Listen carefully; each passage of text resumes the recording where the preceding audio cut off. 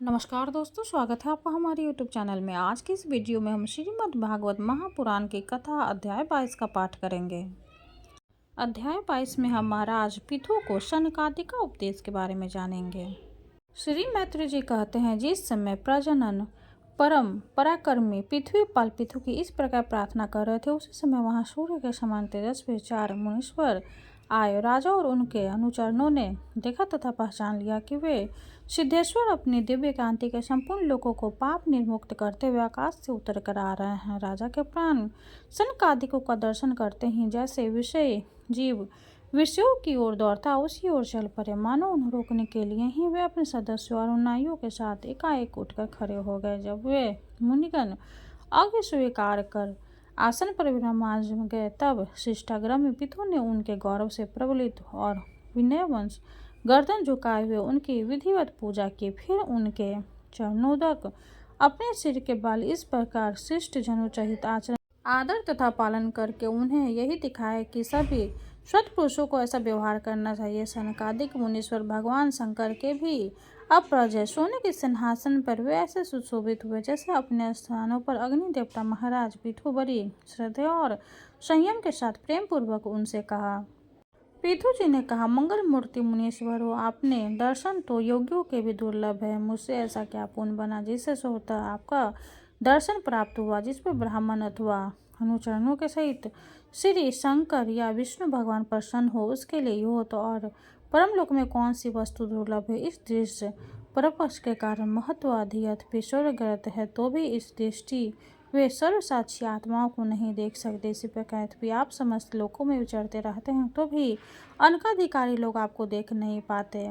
जिनके घरों में आप जैसे पूज्य पुरुष उनके जल, तीन पृथ्वी, गृहस्थी तथा शिव आदि किसी अन्य पदार्थों को स्वीकार कर लेते हैं, वे गृहस्थ धनहीन होने पर भी धन्य है। जिन घरों में कभी भगवान भक्तों के परम पवित्र चरणों के छींटे नहीं पड़े, वे सब प्रकार की ऋषियों सिद्धियों से भरे होने पर भी ऐसे वृक्षों के समान है कि जिस पर सांप रहते हैं। मुनीश्वरों, आपका स्वागत है। आप लोग तो बाल्यावस्था ही मुमुक्षुओं के स्वर्ग का अनुसरण करते हुए एकरा प्रचित से महाचर्याधिक महान व्रतों का बड़ी श्रद्धापूर्वक आचरण कर रहे हैं। स्वामी, हम लोग आपको कर्म को वशीभूत होकर विपत्तियों के क्षेत्र रूपी संसार में पड़े हुए केवल इंद्रिय संबंधी भोगों को ही परम पुरुषार्थ मान रहे हैं। सो क्या हमने निस्तार कर भी कोई उपाय है? आप लोगों से कुशल प्रश्न करना उचित नहीं है, क्योंकि आप निरंतर आत्मा को रमन करते हैं। आप में यह कुशल है और यह अकुशल है, इस प्रकार को विद्या कभी होती ही नहीं।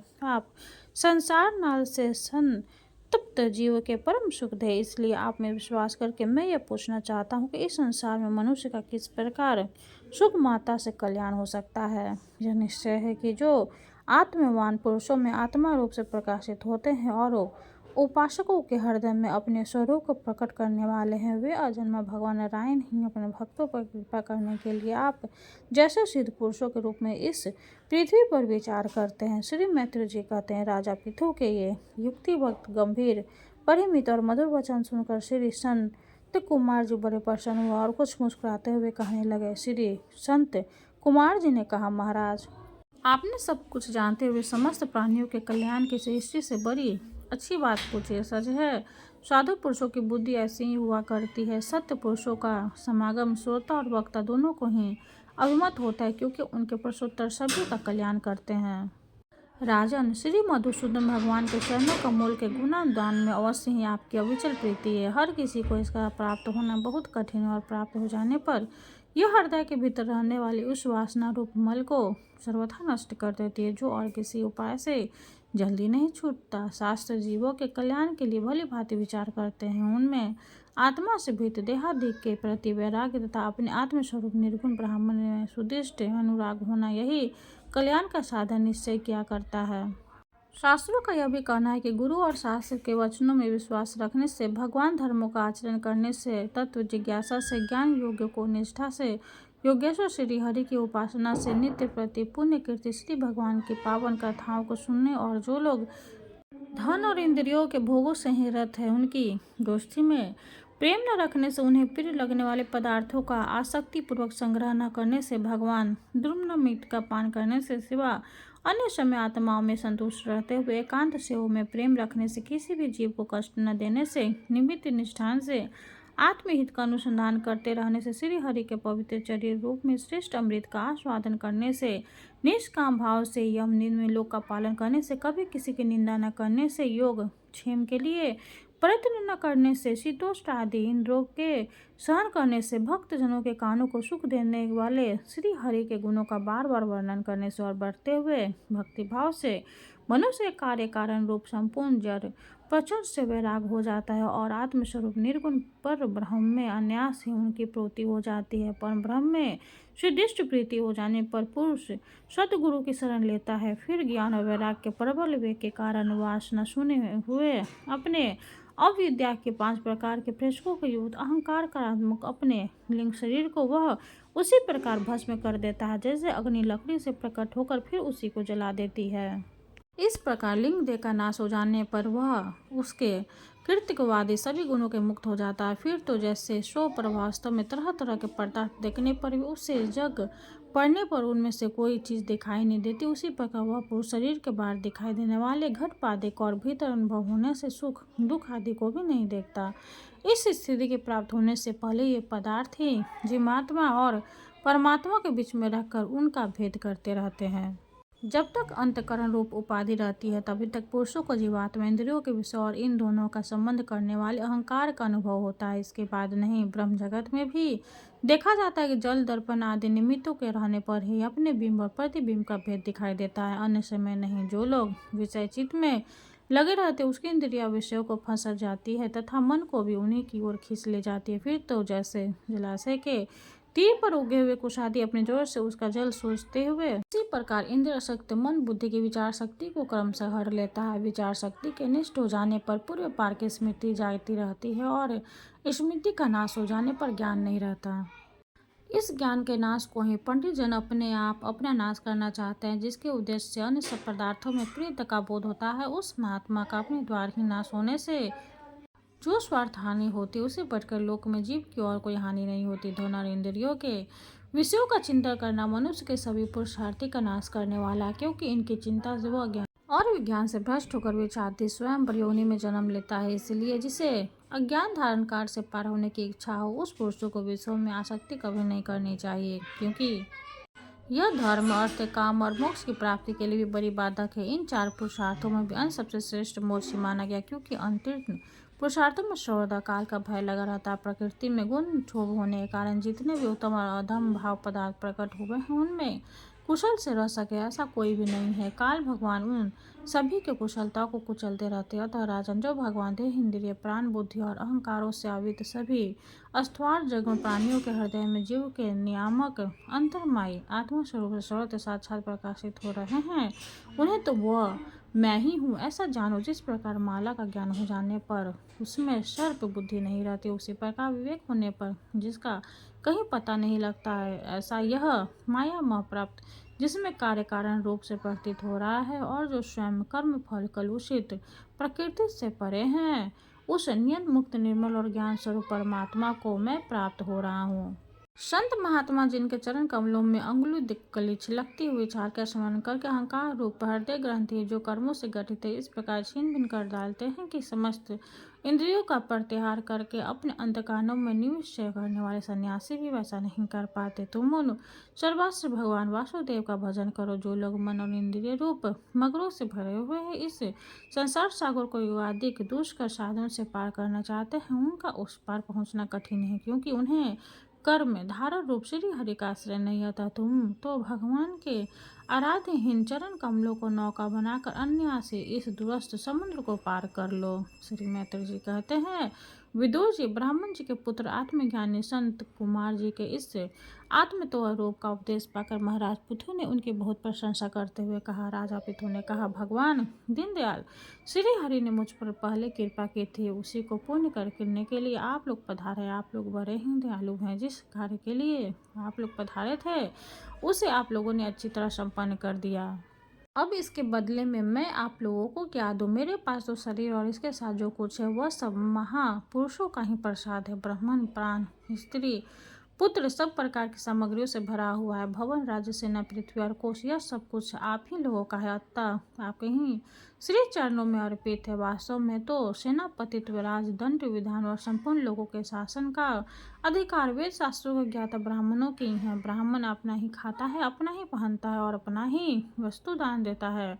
दूसरे क्षेत्र आदि को उसकी किसी कृपा से अन्य खाने को प्राप्त होते। आप लोग वेद के पारंगमी हैं। आपके अध्यात्म तत्व का विचार करके हमें निश्चित रूप से समझा दिया गया है कि भगवान के प्रति इस प्रकार की अभेद भक्ति उनकी उपलब्धि का प्रधान साधन है। आप लोग परम कृपालु है, अतः अपने इस दिनोद्वार स्वरूप कर्म से सर्वदा संतुष्ट रहें। आपके इस उपकार का बदला कोई क्या दे सकता है? इसके लिए प्रयत्न करना भी अपनी हंसी कराना ही है।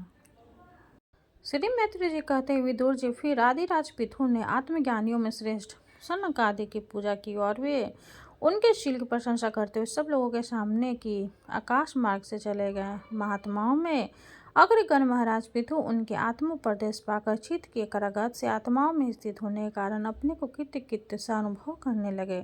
वे ब्राह्मणपन बुद्धि से समय, स्थान, शक्ति, न्याय और धन के अनुसार सभी कर्म करते थे। इस प्रकार एकाग्रचित्त से समस्त कर्मों का फल परमात्मा को अर्पण करके आत्माओं को कर्मों का साक्षी एवं प्रकृति से अतीत देखने के कारण वे सर्वथा निर्लिप्त रहे। जिस प्रकार सूर्यदेव सर्वत प्रकाश करने पर भी वस्तुओं के गुण दोष में निविष्ट रहते, उसी प्रकार स्वाभिमान में समाज लक्ष्मी से संपन्न और गृहस्थ आश्रम में रहते हुए भी अहंग संकर शून्य होने के कारण वे इंद्रियों के विषय में आसक्त नहीं हुए। इस प्रकार आत्मनिष्ठा में स्थित होकर सभी कर्तव्य का उचित रीति से अनुष्ठान करते हुए उन्होंने अपनी भार्य या अधिक गर्भ से अपने अनुरूप 5 पुत्र उत्पन्न किए। उनके नाम विजातस्व, धूम्रकेश, हर्ष, द्रविड़ और बुक थे। महाराज पितु भगवान के अंश थे। वे समय समय पर जब जब आवश्यकता होता था जगत के प्राणियों की रक्षा के लिए अकेले ही समस्त लोकपालकों के गुण धारण कर लिया करते थे। अपने उदार मन, प्रिय और हितकर वचन, मनोहर मूर्ति और सौम्य गुणों के द्वारा प्रजा का रजन करते रहने से उनके चंद्रमा के समान उनका राजा यह नाम सार्थक हुआ। सूर्य जिस प्रकार गर्मी में पृथ्वी का जल खींचकर वर्षा में उसे पुनः पृथ्वी पर बरसा देता था तथा अपनी किरणों से सबको ताप पहुंचाता है, उसी प्रकार वे कर्म रूप से प्रजा का धन लेकर उसे दुष्ट कलग आदि के समय मुक्त हस्त से प्रजा के हित में लगा देते थे तथा सब पर अपना प्रभाव जमा रहते थे। वे तेज में अग्र के समान दूर्त, इंद्र के समान अजय, पृथ्वी के समान क्षमाशील, अशोर के समान मनुष्यों की समस्त कामनाएं पूर्ण करने वाले थे। समय समय पर प्रजाजनों को तृप्त करने के लिए वे मेघ के समान उनके अभिष्ट अर्थों को खुले हाथ से लुटाते रहते थे। वे समुद्र के समान गंभीर और पर्वतराज सुमेरु के समान धैर्यवान भी थे। महाराज पितु दुष्ट के दमन करने में यमराज के समान आश्चर्यपूर्ण, वस्तु के संग्रह में हिमालय के समान, कोष की समृद्धि करने में कुबेर के समान और धन को छिपाने में वरुण के समान थे। शारीरिक बल, इंद्रियों की पटुता तथा पराक्रम में सर्वत्र गतिशील वायु के समान और तेज की अशक्त में भगवान शंकर के समान थे। सौंदर्य में कामदेव के समान, उत्साह में सिंह के समान, वात्सल में मनु के समान और मनुष्य के आधिपत्य में सर्वसमर्थ ब्रह्मा जी के समान थे। ब्रह्म विचार में बृहस्पति, इंद्रिय जन्मय में साक्षात श्रीहरि तथा गौ ब्राह्मण गुरुजन एवं भगवंत भक्तों की भक्ति, लज्जा, विनयशील एवं परोपकार आदि गुणों में अपने ही समान अनुपम थे। लोग त्रिलोकेश्वर उच्च स्वर में उनकी कीर्तिका का ज्ञान करते थे। इससे वे स्त्रियों तक के कानों में वैसे ही प्रवेश पाए हुए थे जैसे स्वत पुरुषों के हृदय में श्री राम। 22वां अध्याय समाप्त हुआ। हरे कृष्णा। अब हम शिव जी की आरती करेंगे। ओम जय शिव ओमकारा, स्वामी जय शिव ओमकारा, ब्रह्मा विष्णु सदाशिव अर्धांगिनी धारा। ओम जय शिव ओमकारा, स्वामी जय शिव ओमकारा, एकानन चतुरानन पंचानन राजय, हंसानन गरुड़ासन विश्ववाहन साजय। ओम जय शिव ओमकारा, स्वामी जय शिव ओमकारा, दो भुज चार चतुर्भुज, 10 भुज अति शोभे, त्रिगुण रूपिणी रखते त्रिभुवन जन मोहे। ओम जय शिव ओमकारा, अक्षमाला वनमाला मुंडमाला धारी, त्रिपुरारी कनशारी करिमाला धारी। ओम जय शिव ओमकारा, श्वेतांबर पीतांबर बाघंबर अंगे, शनकादिक गरुनादिक भूतादिक संगे। ओम जय शिव ओमकारा, घर के मध्य कमंडलो चक्र त्रिशूलधारी, सुखकारी दुखहारी जग पालनकारी। ओम जय शिव ओमकारा, ब्रह्मा विष्णु सदाशिव जानते अविवेका, मधु कैटभ दो मारे सूर्य भयहीन करे। ओम जय शिव ओमकारा, लक्ष्मी व सावित्री पार्वती संगा, पार्वती अर्धांगी शिव लहरी गंगा। ओम जय शिव ओमकारा, पर्वत सोहे पार्वती शंकर कैलाशा, भांग धतुर का भोजन भस्मी में वासा। ओम जय शिव ओमकारा, जटा में गंगे बहते हैं गले मुंडल माला, शेष नाग लिपटावत ओढ़ते मृगशाला।